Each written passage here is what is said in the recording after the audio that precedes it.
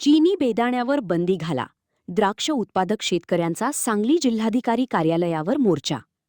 चीनी बेदाण्यासह परदेशातून येणाऱ्या बेदाण्यावर बंदी घालावी यासह विविध मागण्यांसाठी सांगलीमध्ये आज द्राक्ष उत्पादक शेतकऱ्यांनी सांगली जिल्हाधिकारी कार्यालयावर धडक दिली. भारतीय बाजारपेठेत दुरुस्त पद्धतीचा चीनी बेदाणा अफगाणिस्तान मार्गे दाखल होत असून यामुळे भारतीय उत्पादक शेतकऱ्यांचा मोठा आर्थिक फटका बसत आहे. त्यामुळे केंद्र सरकारने अफगाणिस्तानी मार्गे येणाऱ्या बेदाण्यावर बंदी घालावी व शेतकऱ्यांच्या विविध मागण्यांसाठी सांगली जिल्ह्यातील द्राक्ष उत्पादक शेतकऱ्यांनी मोर्चा काढला.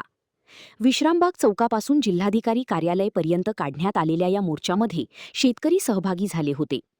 शेतकऱ्यांच्या मागण्यांबाबत 3 वेळा दुर्लक्ष करणारा असेल तर यापुढचे आंदोलन दिल्लीतल्या जंतर मंतरवर केलं जाईल असा इशारा देखील यावेळी द्राक्ष बागायतदार महासंघाकडून देण्यात आला आहे.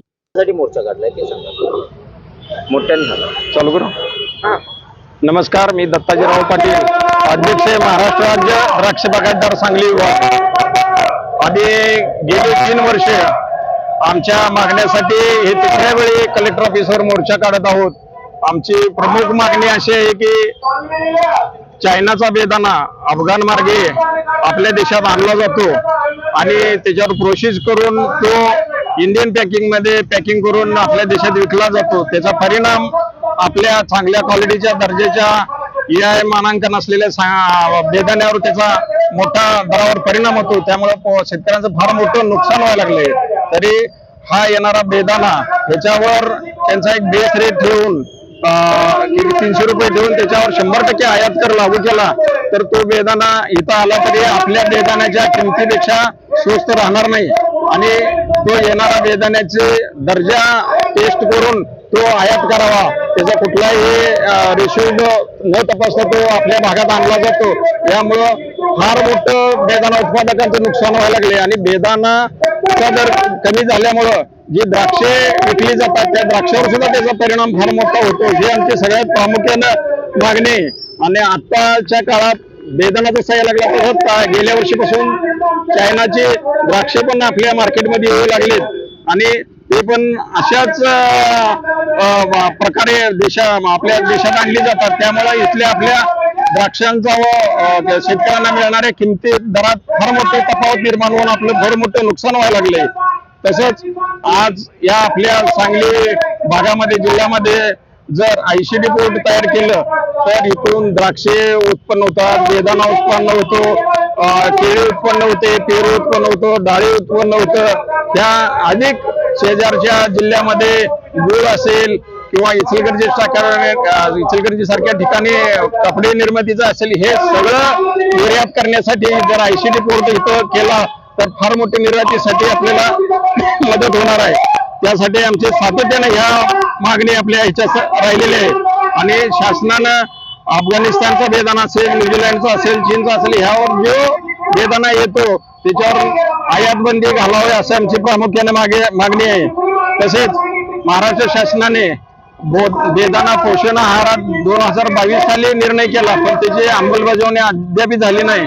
आम्ही केंद्र सरकारला पण अशी मागणी करतो की जो पोषण आहारामध्ये केंद्र सरकारनं त्याचा निर्णय घेऊन लवकरात लवकर त्याची अंमलबजावणी करून पूर्ण देशात पोषण आहारामध्ये बेदाण्याचा समावेश व्हावा आमची अशी इच्छा आहे. तसंच दुसऱ्या आता आलाय की तुम्ही बघता इलेक्ट्रिक गाड्या रोडवर पळतायत. जर ट्रॅक्टर सुद्धा चांगल्या कंपनीचे बाजारामध्ये आता निर्मिती होऊन आलेत त्याच्यावर जर 50% अनुदान ठेवून शेतकऱ्याला दिले तर शेतकऱ्याचा सगळ्यात मोठा खर्च औषध फवारणी किंवा बागेतील आऊत काम करणे यासाठी जो डिझेलचा खर्च एकरी 25,000पेक्षा जास्त येतो त्याच्यात नक्की बचत होऊन शेतकऱ्यांना त्याची मदत होईल. तसेच पूर्वी निर्यात द्राक्षे केली जायची होती त्याच्या पॅकिंगसाठी शासन त्यांना 10% अनुदान देत होतं. ते अनुदानही त्याने बंद केले. त्या अशा बऱ्याचशाच मागण्या आमच्या केंद्र सरकारकडे आहेत. तसेच राज्य सरकारकडे आता द्राक्षे विकल्यानंतर बरेचसेच व्यापारी शेतकऱ्यांना पैसे बुडवून चाललेत. त्या अशा लोकांना जे पैसे बुडवतात त्यांच्यावर असे कुठला तरी कडक कायदा करावा की ज्याने मोखासारखे की त्याने परत शेतकऱ्यांना फसवू नये. असं फार मोठी रक्कम आपल्या जिल्ह्यात किंवा महाराष्ट्रात आहे की द्राक्षे बागायतदारांना हे व्यापारी फसवायला लागलेत. तसेच पांडुरंग पुलकर म्हणून फळबाग योजना आहे महाराष्ट्र शासनाची त्यामध्ये जर द्राक्षाचा समावेश नाही, द्राक्षाचा समावेश केला तर आज सगळ्यात द्राक्ष लागवड करणे सगळ्यात महाग गोष्ट झाली आहे. त्याला फार मोठी शेतकऱ्यांची मदत होईल. तसेच आता हे बदलत्या हवामानामुळे द्राक्ष बाग असेल, डाळिंब असेल किंवा सगळ्या फळावर जे क्रॉप कव्हर घालायची वेळ आली आहे आणि ते क्रॉप कव्हर शेतकऱ्यांना अनुदानामध्ये सगळ्या शेतकऱ्यांना म्हणजे आणि 1 एकरापासून ते किती मोठा शेतकरी असेल तर त्यांना ते क्रॉप कव्हर सरकारला आणि केंद्र सरकारला काय आहे? हे आता सांगायला हे सगळ्या राज्य सरकारचे मगाशी सांगले सगळे ते केंद्र ह्या सरकार. मागण्या सगळ्या मान्य नाही झाल्या तर पुढचं काय आहे? पुढचं आता असं आहे की आम्ही आता ठरवले 3री वेळ आहे आमची कलेक्टर ऑफिसवर मोर्चा करण्याची आणि ह्याच मागण्या आमच्या आहेत. आणि ह्या मागण्या आतापर्यंत शासनाने याच्याकडे एकही मागणीकडे लक्ष दिलं नाही, दुर्लक्ष केलं. आम्हाला आता असं वाटतं की ह्या मागण्या आम्हाला मान्य करण्यासाठी आम्हाला पण जंतर मंतरवर जावं लागेल. कारण कालचं विद्यार्थ्यांचं उदाहरण बघितलं तर असं केल्याशिवाय काही सरकारांच्या लक्षात येणार नाही. म्हणून आम्ही सुद्धा जंतर मंतरवर पुढच्या वेळी आम्ही जंतर मंतरवर जाण्याच्या तयारीत आहोत. याचा विचार करून शासनानं लवकरात लवकर आमच्या मागण्याकडे लक्ष द्यावं. तसंच आता कृत्रिम फुलं फार मोठ्या प्रमाणात यायला लागलेत. हे कृत्रिम फुलं आल्यामुळे जे फुल पिकवणारे उत्पादक शेतकरी आहेत त्यांना सुद्धा फार मोठ्या नुकसानीला समोर जावं लागायला लागले.